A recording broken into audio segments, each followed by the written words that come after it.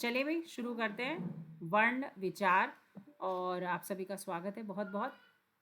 वर्ण विचार जब हम पढ़ते हैं तो वर्ण विचार में बहुत सारी चीज़ें जानने की होती हैं, पर हम लोग ध्यान देंगे कि कहाँ कहाँ से क्वेश्चन आता है। तो चलिए थोड़ा सा वर्ण विचार के बारे में जानते हैं कि वर्ण विचार है क्या। अगर हम हिंदी की बात करते हैं, मैं एक कॉन्सेप्ट आपको बता दूं कि हिंदी को हम लोग 4 भागों में विभाजित करके बात करते हैं। ठीक है, किसकी बात कर रही हूँ मैं? भाषा की। और भाषा को पढ़ने के लिए हमें 4 भागों की आवश्यकता होती है। सबसे पहला भाग जो होता है उसको हम लोग कहते हैं वर्ण विचार। क्या होता है? वर्ण विचार। और दूसरा जो होता है उसको हम कहते हैं शब्द विचार। क्या होता है? शब्द विचार। और तीसरा जिसकी बात करते हैं उसको हम कहते हैं वाक्य विचार।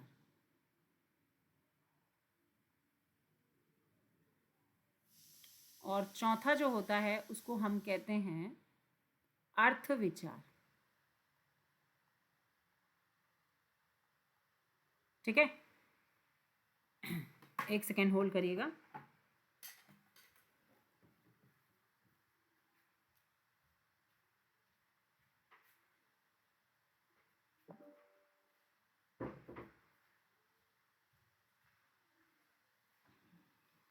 चलिए, वेलकम बैक। अब यहाँ पे देखेंगे हम लोग तो अर्थ विचार, वर्ण विचार, शब्द विचार, ये सब क्या होता है। ठीक है, इनके बारे में थोड़ी थोड़ी जानकारी लेंगे। अब जब हम बात करते हैं वर्ण विचार, शब्द विचार, वाक्य विचार, अर्थ विचार, तो ये 4 भागों में हम लोग भाषा को डिवाइड करते हैं। किसको? भाषा व्याकरण पढ़ना है तो क्या पढ़ना है हमें? भाषा व्याकरण पढ़ना है तो इन 4 भागों को पढ़ना ज़रूरी है। वर्ण विचार के अंतर्गत हम लोग स्वर, व्यंजन, ठीक है, और उनके उच्चारण स्थान, ठीक है, उच्चारण स्थान, और उसके साथ साथ हम यहाँ पे वर्तनी, परवर्तनी पढ़ते हैं। और क्या क्या पढ़ते हैं? और संधि भी पढ़ते हैं यहाँ पे हम लोग। ठीक है, तो बहुत सारी चीज़ें पढ़ते हैं, इनके भेद भी पढ़ते हैं, इनके भेद क्या है, इनका नामकरण क्या है, क्यों बोला जाता है, ये सारी चीज़ें। शब्द विचार के अंदर हम लोग चार चार पाठ पढ़ते हैं, जिसमें हम लोग सबसे पहला पढ़ते हैं उत्पत्ति के आधार पर, दूसरा पढ़ते हैं हम लोग रचना के आधार पर, और तीसरा हम लोग पढ़ते हैं यहाँ पर जिसको हम लोग कहते हैं प्रयोग के आधार पर, जिसमें विकारी और अविकारी पढ़ते हैं। और शब्द विचार का चौथा भाग अर्थ विचार भी होता है, तो अर्थ के आधार पे भी हम लोग यहाँ पर पढ़ते हैं। वाक्य विचार में आपको पता ही है, यहाँ पे हम लोग काल, कारक, है ना, वाक्य और समास, ये सारी चीज़ें हम लोग यहाँ पर पढ़ते हैं। ठीक है, वाच्य पढ़ते हैं, यहाँ पर बहुत सारी चीज़ें पढ़ते हैं, यहाँ पर विराम चिन्ह पढ़ते हैं यहाँ पे हम लोग। तो जो जो हमें ज़रूरी है अपने अपने सब्जेक्ट के अकॉर्डिंग हम लोग यहाँ पर पढ़ेंगे। अर्थ विचार में आपको पता ही है, अनेक शब्दों के लिए एक शब्द, विलोम शब्द, अनिकार्थी, समानार्थी, विपरीतार्थी, शब्द युग्म, ये सारी चीज़ें इसके अंतर्गत बेसिक कॉन्सेप्ट किया जाता है। ठीक है, तो मेरे ख्याल से भाषा व्याकरण के 4 भेद आपको समझ आ गए होंगे। कुछ विद्वान 5 भेद भी बताते हैं और एक और भेद बताते हैं पद विचार। ठीक है, तो ये अलग अलग विद्वानों की अलग अलग धारणा है, पर मुख्य रूप से 4 भेद माने जाते हैं। तो चलें श्री गणेश करें। तो हम लोग आज जो पढ़ने वाले हैं वो पता होना चाहिए भी क्या पढ़ने वाले हैं। तो हम लोग पढ़ेंगे आज वर्ण विचार। क्या पढ़ेंगे भाई? वर्ण विचार। वर्ण विचार की जब हम बात करते हैं तो इसमें आपको सीधा सा एक कॉन्सेप्ट समझ आना चाहिए कि वर्ण क्या है ना। जब भी हम हिंदी शुरू करते हैं और वर्ण पढ़ना शुरू करते हैं तो एक क्रम पढ़ते हैं हम लोग कि सबसे पहले वर्ण पढ़ना चाहिए। वर्ण से बड़ा होता है अक्षर। आपने सुना होगा भाषा की सबसे छोटी इकाई क्या होती है? वर्ण होता है। ठीक है, वर्ण के बाद अक्षर होता है और अक्षर के बाद आपका शब्द होता है। क्रम होता है ना। बच्चे को आप भाषा सिखाओगे तो कैसे सिखाओगे? पहले वर्ण सिखाओगे क ख ग घ, है ना, अक्षर सिखाओगे। अभी वर्ण और अक्षर में डिफरेंस बताऊंगी आपको मैं। फिर क और म मिला के कम, जल, थल, मल सिखाओगे। फिर वाक्य सिखाओगे, है ना। तो शब्द, ये क्रम है एक प्रकार का। तो वर्ण हो गया, अक्षर हो गया, शब्द हो गया, और फिर उससे बड़ा एक होता है जिसको हम कहते हैं पद, और पद से बड़ा होता है पदबंध। पद से बड़ा क्या होता है? पदबंध। और पदबंध से बड़ा होता है उपवाक्य, और उपवाक्य से भी बड़ा होता है फाइनल क्या होता है? वाक्य। तो आपको ध्यान रखना है, ये एक क्रम है जिसका पालन कर कर हम लोग भाषा सीखते हैं। आ गया समझ में? तो ये एक भाषा का क्रम है। आप सोचोगे मैम ने क्या पढ़ा है, तो ये एक भाषा का क्रम है। किसी भाषा को सीखने के लिए, किसी व्याकरण को सीखने के लिए हमें इस क्रम से होते हुए गुजरना होता है, तब जाके हम भाषा में कमांड कर पाते हैं। पहला प्रश्न है कि आप वर्ण क्या होते हैं, तो वर्ण के अंदर आप दो ही चीज़ पढ़ते हैं, स्वर और व्यंजन। ठीक है, तो अभी स्वर और व्यंजन को भी पढ़ेंगे, पर पहले मैं वर्ण और अक्षर के बारे में आपको एक छोटी सी जानकारी आपको दे दूं कि अगर हमसे पूछा जाए कि वर्ण क्या है, तो ध्यान रखिएगा, वर्ण के बारे में आपको डेफिनेशन याद रखनी है कि जिसके खंड नहीं होते। ठीक है, वर्ण का शाब्दिक अर्थ होता है जिसके खंड नहीं होते, जिसके खंड नहीं होते उसको हम क्या कहते हैं? वर्ण कहते हैं। ठीक है, तो जिसके खंड नहीं होते वो वर्ण कहलाते हैं। और अक्षर क्या होता है? अब तुम्हारे दिमाग में आ रहा होगा मैम अक्षर क्या होता है, तो अक्षर का भी मतलब मैं आपको बता देती हूँ। अक्षर अगर देखा जाए तो आ जमा शर से बना हुआ है। किससे बना है? आ जमा शर से। आ यहाँ पे उपसर्ग है बेटा, क्या है? उपसर्ग है, और शर यहाँ पे मूल शब्द है।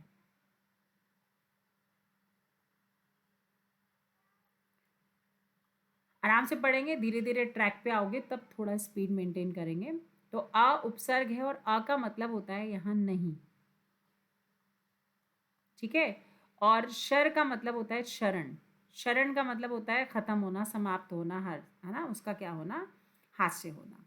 तो आशरण, अक्षर का मतलब होता है, अगर सिंपल भाषा में हम बोलें तो अक्षर का मतलब होता है आशरणशील।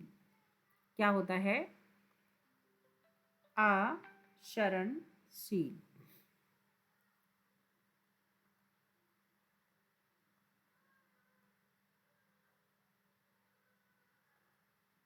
क्लियर है भाई? क्या होगा इसका मीनिंग? आशरणशील मतलब जो कभी भी खत्म नहीं होते, कभी जिसका एंड नहीं होता है। और वर्ण का मतलब मैंने क्या बताया? जिसके खंड नहीं होते। अब देखो, मैं तुम्हारे सामने क लिख रही हूँ या मैं म लिख रही हूँ, तो एक बात बताओ, इसका वर्ण विच्छेद हो जाएगा? इसको तोड़ सकते हैं हम लोग? तो तुम कहोगे हाँ जी मैम इसको तोड़ सकते हैं। आधा क है और इसमें अ मिला है, तब जाके क बना है। म आधा है, इसमें अ मिला है, तब जाके अ बना है। तो ये क्या हो गया? म, और ये हो गया क।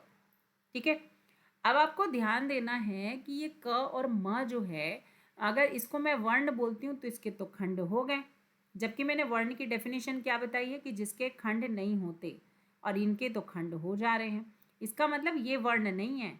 आपके जो ये नीचे मैंने आधे वर्ण लिखे हुए हैं ना, कौन कौन से?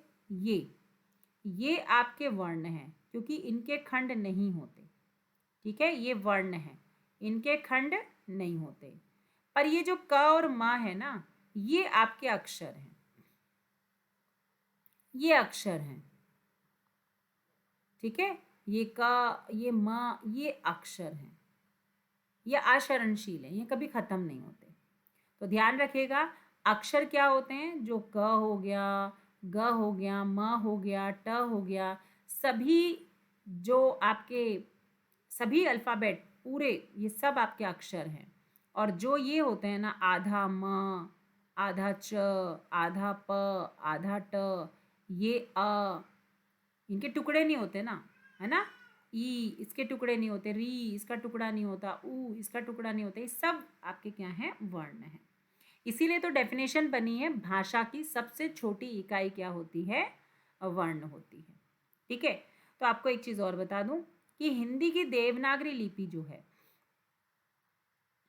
ठीक है, हिंदी की लिपि क्या है? देवनागरी। हिंदी लिपि देवनागरी है। और देवनागरी जो है वो अक्षरात्मक लिपि है।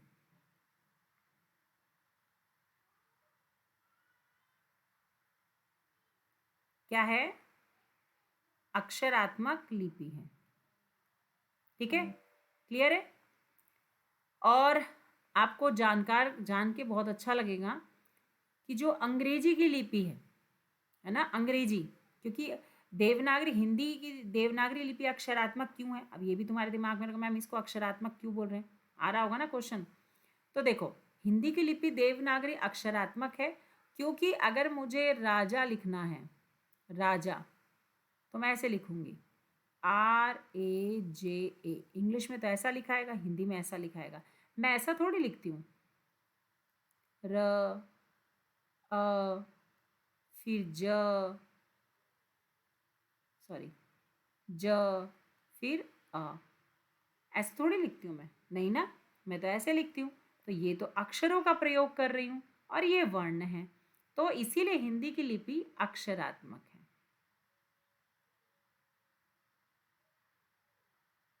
और ये राजा जो है ये रोमन में लिखा गया है।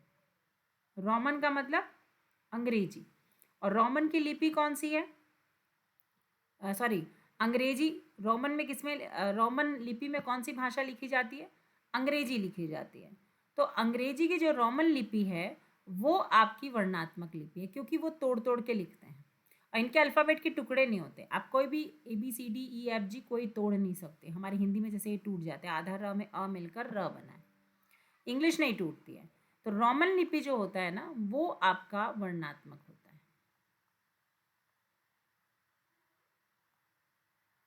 आ रहा है समझ में? तो हिंदी की देवनागरी लिपि अक्षरात्मक है और इंग्लिश की रोमन लिपि वर्णात्मक है। आ गया समझ में? और इसी आधार पे हम लोग एक स्टेटमेंट बोल सकते हैं कि भाषा की सबसे छोटी इकाई कौन सी होती है? आपकी वर्ण होती है। अब इसमें कभी कभी हमें बहुत सारी चीज़ें देखनी पड़ती है, अब उनको भी समझेंगे हम लोग, थोड़ा सा कॉन्सेप्ट को समझ लेते हैं। जैसे आपसे पूछा जाए कि भाषा की सबसे छोटी इकाई,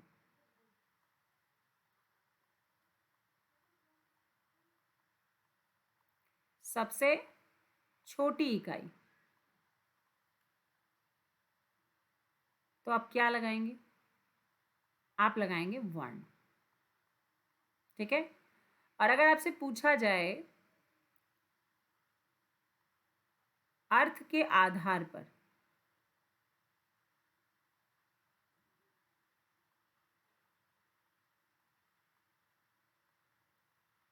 भाषा की सबसे छोटी इकाई,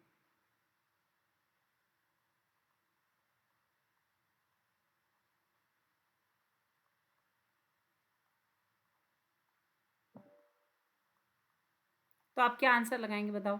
कमेंट करेंगे सभी बच्चे, क्या लगाओगे?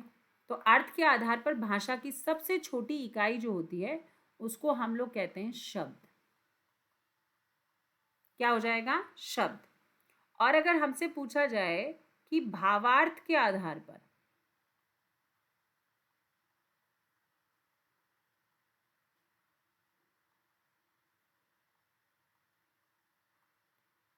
भाषा की सबसे छोटी इकाई,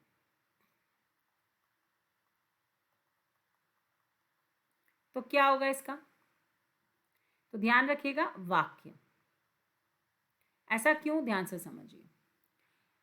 क्योंकि वर्ण भाषा की सबसे छोटी इकाई है जिसमें हम लोग क म च ल, जैसे मान लो मैंने लिखा कोई भी वर्ड ले लेते हैं, कल लिखते हैं। अब इस कल को मैं तोड़ूंगी तो क जमा आ जमा ल जमा अ, तो मैंने ये तोड़ दिया, तो ये भाषा की सबसे छोटी इकाई हुई ना। और ये क्या कहलाते हैं? वर्ण, जिनके खंड नहीं होते। शब्द जो होते हैं वो ऐसे होते हैं, कल, मल, जल, इनका मीनिंग निकलता है, वर्णों का कोई अर्थ नहीं होता। तो ये तो शब्द हैं और ये वर्ण है। इसीलिए भाषा की सबसे छोटी इकाई वर्ण है और अर्थ जिसका निकले उसमें शब्द है, क्योंकि वर्ण का अर्थ नहीं निकलता। भावार्थ का मतलब होता है भाव जमा अर्थ, इमोशंस को जो शेयर करे, संवेगों का आदान प्रदान कर सके। मैं कोई वाक्य बोलूं और सामने वाले को इमोशन टच करे, उसकी इमोशंस शेयर कर सके, उसको वाक्य कहते हैं। जैसे राम अच्छा लड़का है, राम अच्छा लड़का है। इस इमोशन को शेयर करने के लिए मुझे एक वाक्य की आवश्यकता पड़ी, इसलिए वाक्य भावार्थ प्रकट करता है। ठीक है, तो ध्यान रखिएगा, इन क्वेश्चंस को आपको एग्जाम में पूछा जाता है। अच्छा, आपसे पूछा जाए कि भाषा की सबसे छोटी मौखिक इकाई, ठीक है, तो मौखिक और लिखित को भी थोड़ा ध्यान रखेगा। अगर आपसे मौखिक पूछे तो ध्यान रखिएगा ध्वनि है, और आपसे लिखित पूछे तो आप क्या करेंगे, आप वर्ण लिखेंगे। ठीक है, मौखिक और लिखित भी पूछ सकता है। अच्छा, इसमें आपसे एक क्वेश्चन और भी पूछा जा सकता है कि बताइए, आपको पता है स्वनिम और रूपीम क्या होता है? जो टीचिंग लाइन की तैयारी कर रहे हैं वो स्वनिम और रूपीम को भी समझें। कौन बताएगा स्वनिम और रूपीम? कमेंट करके बताएंगे भाई, स्वनिम और रूपीम में क्या अंतर है?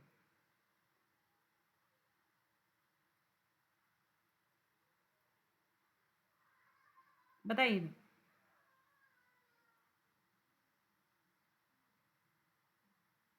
स्वनिम और रूपीम क्या है? कमेंट जरूर करेंगे। स्वनिम क्या है? भाषा की अर्थहीन इकाई।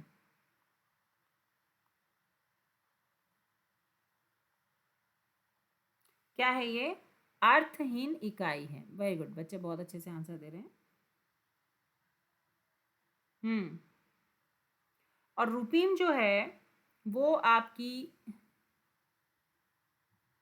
लघुत्तम, हाँ जी बच्चा बिल्कुल, बहुत बढ़िया, लघुत्तम अर्थवान इकाई है।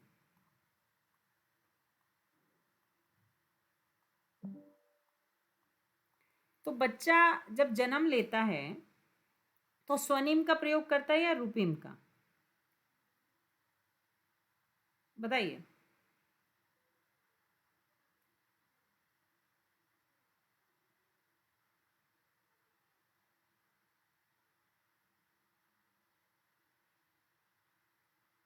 बताइए भी।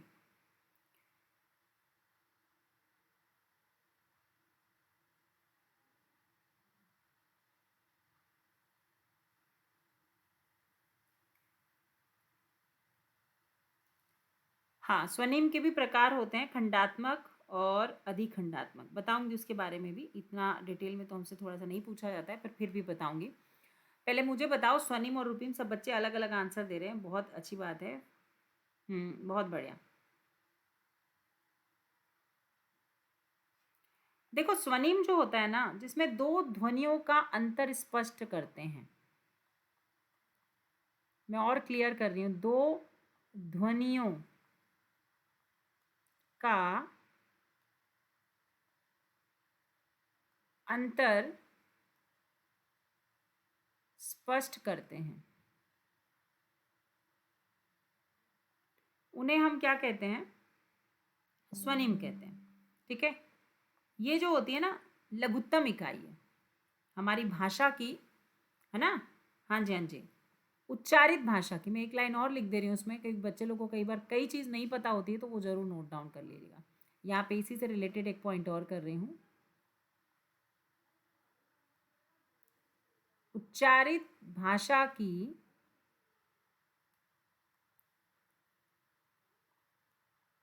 लघुत्तम इकाई है ये भी।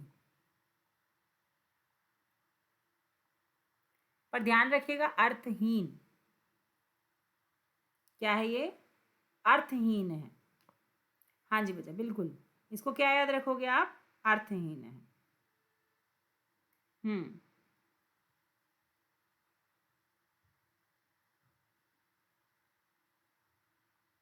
जी बच्चों बिल्कुल। और किसी को कोई डाउट है? बिल्कुल, सारे अच्छे कमेंट कर रहे हैं, बहुत अच्छे से आंसर दे रहे हैं। जी भाषा उच्चारण की, हाँ, जो रूपीम है लघुत्तम अर्थवान इकाई है, इसमें मीनिंग निकलती है। और रूपीम स्वनिम का ऐसा न्यूनतम अनुक्रम है। तो रूपीम स्वनिम का है या स्वनिम रूपीम का हिस्सा है, बताएगा कोई?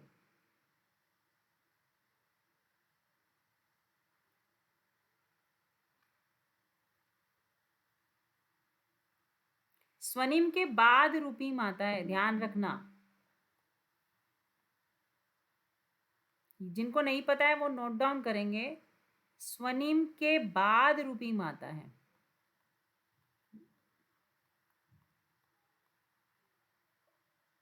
प्रीवियस नॉलेज का ज्ञान लेना जरूरी है, मैं वही देख रही हूँ बच्चों को कितना नॉलेज है। स्वनिम स्वनिम के बाद रूपीम आता है। ठीक है जी बिल्कुल। हाँ जी। और जो रूपीम होता है उसका एक अर्थ निकलता है। जी।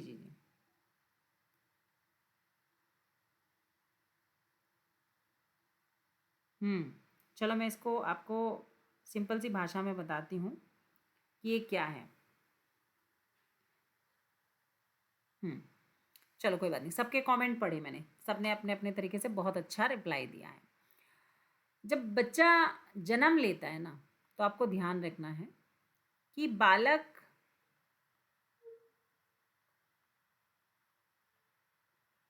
जन्म के बाद स्वर बोलता है या व्यंजन बोलता है। जन्म के बाद बच्चा कौन से वर्ण का उच्चारण सबसे पहले करता है? तो बालक जन्म के बाद, ध्यान रखिएगा, स्वर बोलता है, स्वर का उच्चारण करता है। किसका उच्चारण करता है? स्वर का उच्चारण करता है। तो जब बालक का जन्म होता है तो सबसे पहले वो स्वरों का उच्चारण करता है। आ ई यू ए आई, है ना, वो कुछ भी बिना सोचे समझे कुछ भी साउंड्स निकालता है, उसको हम लोग क्या कहते हैं? स्वर। ठीक है। वो व्यंजन नहीं बोलता, न म प नहीं बोलता। जन्म लेता है तो वो ऐसे स्वरों का उच्चारण करता है, आ ई यू ए आई, है ना। तो स्वर का उच्चारण करता है पहले, बाद में व्यंजन का उच्चारण करता है। ठीक है। तो बच्चा जन्म लेने के बाद सबसे पहले स्वरों का उच्चारण करता है, फिर बाद में व्यंजनों का उच्चारण करता है। उसी तरीके से बालक जन्म लेने के बाद पहले, जन्म लेने के बाद पहले स्वनिम का उच्चारण करता है, जिसका एक सार्थक अर्थ नहीं निकलता है। और फिर उसके बाद वो धीरे धीरे दो अल्फ़ाबेट्स को जोड़कर क्या करता है? वो रूपीम बनाना सीखता है। और रूपीम का मतलब होता है कि छोटे छोटे वर्ड्स बनाना, जैसे क म ज च, ऐसे बोलकर जल जल कल कल, ये रूपीम है। तो जब दो शब्दों को जोड़कर एक शब्द बनाना सीखता है, दो वर्णों को जोड़कर एक शब्द बनाना सीखता है, तो उसको कहते हैं हम स्वनिम और रूपीम। आया भी सबको समझ में? स्वनिम और रूपीम में क्या डिफरेंस है? हाँ जी बिल्कुल। Okay done. कोई डाउट यहाँ तक? जी बिल्कुल। हाँ, इससे एक चीज़ स्पष्ट होती है कि बच्चा जो सुनता है वही बोलता है। तो बच्चा जो सुन नहीं सकता वो नहीं बोल सकता, ये चीज़ फैक्ट है, नोट करके डाउन रखिएगा, कर लीजिएगा। क्या बोला मैंने? कि जो सुन नहीं सकता वो बोल नहीं सकता। जो सुन नहीं सकता, हाँ जी बच्चा बिल्कुल लिखवा रही हूँ मैं, जो सुन नहीं सकता वो बोल नहीं सकता।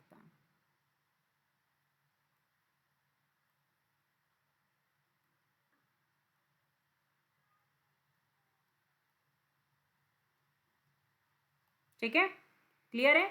स्वनिम रूपिम भी क्लियर हो गया यहाँ पर, अच्छे से समझ आ गया सबको? चलो भाई, तो हमने यहाँ पे कुछ भाषा से रिलेटेड बेसिक कॉन्सेप्ट्स को जाना कि भाई हिंदी की लिपि देवनागरी है और देवनागरी अक्षरात्मक लिपि है। और आपको पता है कि इंग्लिश की रोमन लिपि वर्णात्मक है। उसके बाद हमने थोड़ा सा और चीज़ें जानी कि भाई आपका यहाँ पर किस तरीके से मौखिक इकाई कौन सी होती है, लिखित इकाई कौन सी होती है, सबसे छोटी इकाई क्या होती है, स्वनिम क्या होती है, रूपीम क्या होती है, बालक जन्म के बाद स्वर का उच्चारण करता है या व्यंजन का उच्चारण करता है। ठीक है, चले भाई आगे बढ़ेंगे। अब वापस चलेंगे हमारे टॉपिक पे, वर्ण विचार पे। वर्ण के दो रूप होते हैं।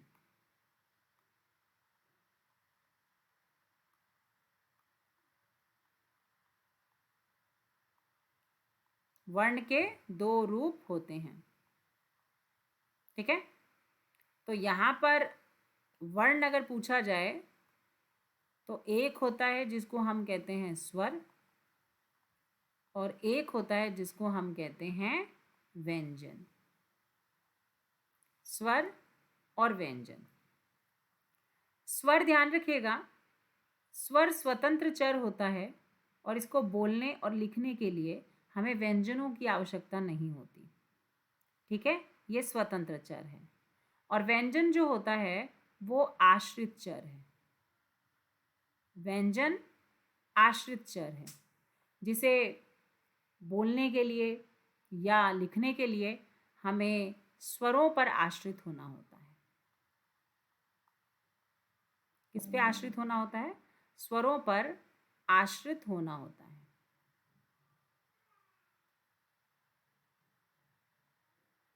ठीक है, अब तुम कोई भी व्यंजन बोल के देखो, जैसे म बोलो तो म के लास्ट में क्या सुनाई दे रहा है? अ। इसका मतलब हर व्यंजन, चाहे कोई भी बोलो, न, ये भी क्या होगा? न आधा इसमें अ मिला हुआ है। इसका मतलब हर व्यंजन स्वर पे बेस्ड है, पर जो स्वर है वो स्वतंत्र है। आप कोई भी स्वर देखो, इसके पीछे आपको कोई व्यंजन सुनाई नहीं देगा। ई, ऊ, कोई भी बोलो, आपको व्यंजन नहीं सुनाई देगा। ठीक है, स्वर उनको कहते हैं जिनको उच्चारण में मुख से हवा अपने आप बाहर निकल जाती है, उसको हम स्वर कहते हैं। और जब सांस जो है मुख के किसी भाग से टकरा कर बाहर निकलती है तो उसको हम व्यंजन का नाम देते हैं। तो बिना रुकावट निकल जाए हवा तो स्वर, और टकरा कर रुकावट के साथ निकले तो व्यंजन। ठीक है, अब बात करते हैं हमारे पास कुल वर्ण कितने हैं। हमसे वर्ण पूछा जाए तो वर्ण हमारे पास होते हैं 52। ठीक है, अगर इसी में आपसे पूछा जाए कि भैया स्वर कितने होते हैं, तो हमारे पास होते हैं 11।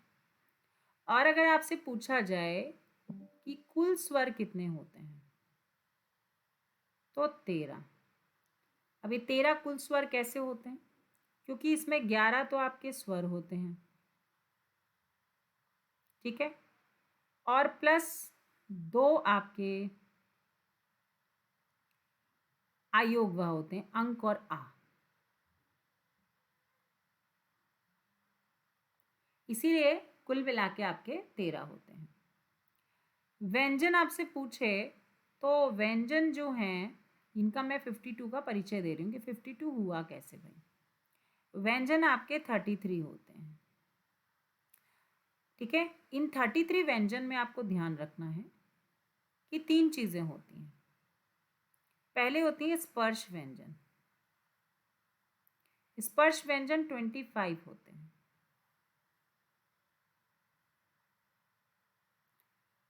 दूसरा होता है आपका अंतस्तः व्यंजन।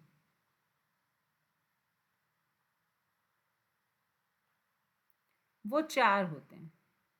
और तीसरा होता है ऊष्म व्यंजन, ये भी 4 होते हैं। तो 33 में 25 4 4 मिलाने से 33 होते हैं, इसीलिए व्यंजन आपके 33 कहलाते हैं। इसमें ध्यान रखिएगा, उत्क्षिप्त व्यंजन को भी इंक्लूड किया जाता है। तो उत्क्षिप्त व्यंजन जो होते हैं वो आपके 2 होते हैं।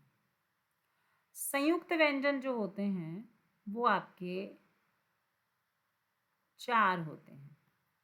तो अगर इनको आप टोटल करें, किस किस को, फिर से बता देती हूँ मैं आपको यहाँ पे, कि आपके स्वर की बात करें कि 52 कैसे हुए देख लीजिएगा।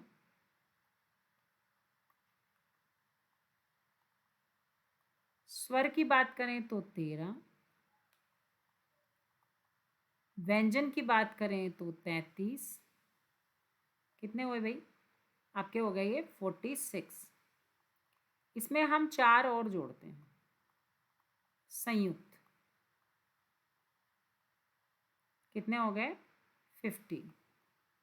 अब हम 2 और जोड़ते हैं उत्क्षिप्त। कितने हो गए? 52। अब समझ आया कि कुल वर्ण कितने होते हैं? 52 होते हैं। क्लियर है? आगे समझ में? अब देखोगे यहाँ पे हम लोग बात करते हैं स्वरों की। जब हम स्वर की बात करते हैं तो स्वर हमारे पास 11 हैं, जिसमें मैंने बताया था आपको अ, आ, छोटी ई, बड़ी, छोटा ऊ, बड़ा ऊ, छोटा ए, बड़ा ए, उसके बाद आपका छोटा ओ, सॉरी छोटा ओ, और फिर आता है आपका बड़ा ओ। ये आपके कितने स्वर हैं? 11 स्वर हैं। और ये 11 स्वर जो हैं ये मिलकर बने हुए हैं। किससे मिलकर बने हुए हैं? संधि से मिलकर बने हुए हैं। तो ये जो आ है ये तो हर्ष है, एक मात्रा से बना हुआ है। पर ये जो आ है वो आ में आ मिलकर बना हुआ है। ये आ, ये भी दीर्घ है, ये भी द्विमात्रिक है। ये भी ई में ई मिलकर बना हुआ है और ये भी दीर्घ है, ये भी ऊ में ऊ मिलकर बना हुआ है। ये भी आपका दीर्घ है, ए आई, छोटा ए बड़ा ए नहीं बोलते इसको, वैसे तो हम लोग बोलते हैं बट बोलना नहीं चाहिए। ये आ में ई मिलकर बना हुआ है और ये जो है ये आ में ए मिलकर बना हुआ है। तो सबका अपना अपना है। ये आ में ओ मिलकर बना हुआ है और ये वाला जो है आ में ओ मिलकर बना हुआ है। अब तुम्हारे सामने स्क्रीन पर ये सारे स्वर मैंने बना के दिखाए। ये स्वर 2 स्वरों से मिलकर बने हुए हैं, इसलिए इन्हें हम दीर्घ स्वर कहते हैं या द्विमात्रिक कहते हैं। इन पे संधि का नियम लगता है, इसलिए इनको हम संधि स्वर भी कहते हैं। किनको? जो 2 मात्राओं से बने हुए हैं। जैसे आप देख रहे होगे यहाँ पे हम लोग ले सकते हैं, जैसे ये द्विमात्रिक है, ये द्विमात्रिक है, ये द्विमात्रिक है, ये भी है, ये भी है, ये भी है, ये भी है। ठीक है। अब इसमें इनको स्वरों को बनाया है, अब इन्हीं स्वरों को बनाया है, उसी आधार पर इनका उच्चारण स्थान भी निर्धारित किया है।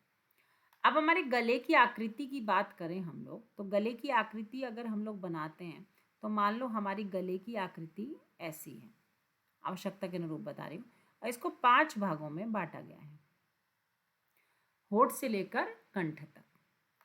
तो जो निचला हिस्सा है उसको हम कंठ कहते हैं, जो ऊपर का हिस्सा है उसको हम तालु कहते हैं। ये व्यंजन के आधार पर सेट हो रखा है। फिर आता है आपका मूर्धा, फिर आता है आपका दंत और फिर आता है आपका ओष्ठ। तो इस तरीके से हमारे यहाँ उच्चारण स्थान के आधार पर कंठ से लेकर ओष्ठ तक 5 भागों में विभाजित किया गया है। अब तुम लोग जब हिंदी पढ़ोगे तो देखोगे कि क से लेकर क वर्ग जो होता है, क ख ग घ च छ ज झ निय, ये सब कंठ से बोले जाते हैं। क ख ग घ अंग। और जो ये तालु है, ये तालु क्या होता है मैं बताती हूँ। पहले वो ओष्ठ सीखो। प फ ब भ ये ओष्ठ है। तो ये जो है आप किससे बोल रहे हो? होठ से बोल रहे हो। तो जो प वर्ग होता है वो ओठ से बोला जाता है, प फ ब ब। दंत क्या होता है? अब त बोलो, त, दांत के पीछे लग रहा है ना, त। तो ये होता है आपका त वर्ग, द जो दांत से बोला जाता है, त थ द ध। ठीक है। अब दांत के पीछे जाओगे तो आपको ऐसा आर्च सा मिलेगा, टाइट सा, गोल गोल ऐसा चांद की तरह, उसको मूर्धा बोलते हैं। ट बोलो, ट ठ ड ढ, है ना, वो ट वर्ग है आपका मूर्धा से बोलने वाला। तालु जो होता है, तालु अब समझ आएगा, दांत और मूर्धा के बीच का जो चिकना सा हिस्सा है। च बोलो, च, तो दांत से थोड़ा सा पीछे लगता है, उसको हम तालु बोलते हैं। ये है आपका च वर्ग। तो इस तरीके से हमारे उच्चारण स्थानों को 5 भागों में विभाजित किया गया है। अब इन स्वरों का भी उच्चारण स्थान पढ़ना जरूरी है। तो इनको किससे कैसे बांटा गया है? देखो, जब इस आ की बात करते हैं, इस आ और आ की, तो इसका उच्चारण स्थान होता है आपका क्या? कंठ, अ आ। और जब हम लोग इस ई की बात करते हैं तो इसका उच्चारण स्थान होता है आपका तालु, ई। देखो, स्वर में कहीं हवा तो टकराएगी नहीं, जीभ तो लगेगी नहीं, आपको महसूस करना है ई। और जब हम बात करते हैं ऊ की, तो ये जो है ये क्या हो जाएगा? आपका ओष्ठ हो जाएगा। ठीक है। अब बात करते हैं हम ए और आई की। ये दोनों अगर देखोगे तो इसमें आ कॉमन है, मतलब दोनों स्टार्टिंग कंठ से हो रहा है। और ए का नहीं पता, पर ई का तो पता है, तालु है। तो ए और आई का उच्चारण स्थान होता है कंठ और तालु। और ओ और औ की यदि हम लोग बात करें तो ओ और औ में भी अ कॉमन है, तो इसमें भी कंठ का होगा। और ऊ और औ की बात करें, ऊ तो पता है ओष्ठ से बोला जाता है, तो ये क्या है? कंठोष्ठ। तो इसको हम लोग ऐसा भी लिख सकते हैं,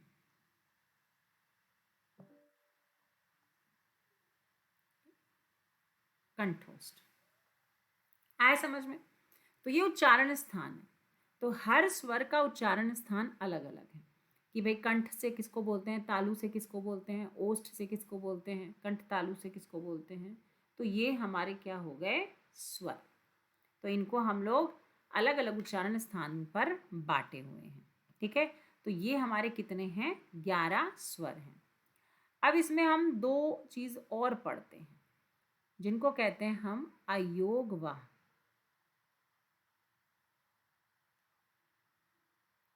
अब ये अयोगवाह क्या होता है? अयोगवाह का मतलब होता है आ के योग से बनने वाला और व्यंजन के अर्थ को वहन करने वाला। ये दो होते हैं। एक होता है जिसको हम कहते हैं अंक, और दूसरा होता है जिसको हम कहते हैं आ। ठीक है। अंक को हम अनुस्वार के नाम से जानते हैं,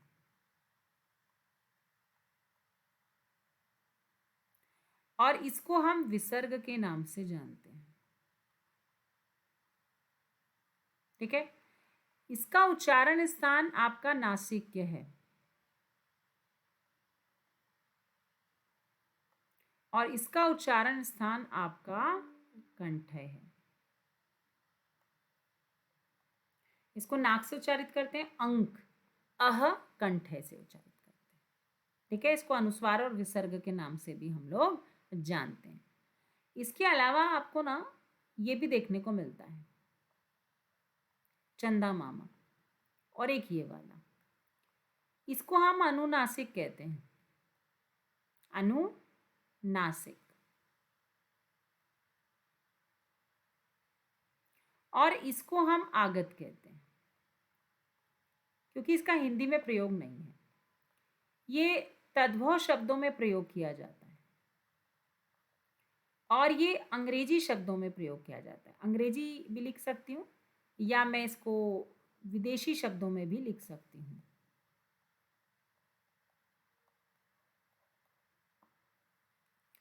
जैसे तुमने देखा होगा कि हम लोग लिखते हैं चांद, ये तद्भव है।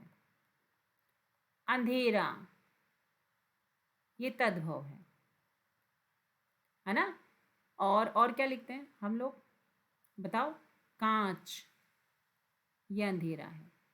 पांच, अंधेरा है। आंख, है ना? ये भी आपका तद्भव है ना? अनुनासिक। कांच, पांच, आंख, ये सब चंदा मामा से बने हुए हैं। आगत से कैसे वर्ड बनते हैं? जैसे कॉल, अंग्रेजी के शब्द, हॉल, डॉक्टर। हम इनमें अपनी मात्राएं लगा देंगे तो डॉक्टर साहब हो जाएगा। हॉल में जा रहे हैं, कॉल कर रहे हैं, मैं कॉलेज जा रही हूँ, पर ये क्या बनेगा? कॉलेज। ठीक है, तो ये ऐसा जो है, ये सिर्फ और सिर्फ विदेशी शब्दों को जब हम हिंदी में लिखते हैं तब इनका प्रयोग करते हैं। तो मेरे ख्याल से इन चारों में आपको डिफरेंस समझ आ गया होगा। ठीक है, तो ये आ के योग से बनते हैं और ये अनुस्वार जो है आपका व्यंजन में बदल सकता है, इसीलिए इसको कहते हैं कि आ के योग से बनने वाला और व्यंजन के अर्थ को वहन करने वाला, क्योंकि ये व्यंजन में भी बदल जाता है ना। जैसे चंद्र लिख रहे हैं हम लोग, तो हम चंद्र को ऐसे भी लिख सकते हैं। हम दंड है, तो दंड को हम ऐसे भी लिख सकते हैं। तो जो अनुस्वार है वो किस में बदल जाता है, वो आपका व्यंजन में बदल जाता है ना। संयम, क्लियर है। तो इसलिए इसको हम लोग यहाँ पर इस तरीके से समझते हैं। आ गया। अब हम इनके भेदों की बात करेंगे बट नेक्स्ट क्लास में। ठीक है, तो उम्मीद करती हूँ आज की क्लास आप सभी को समझ आई होगी।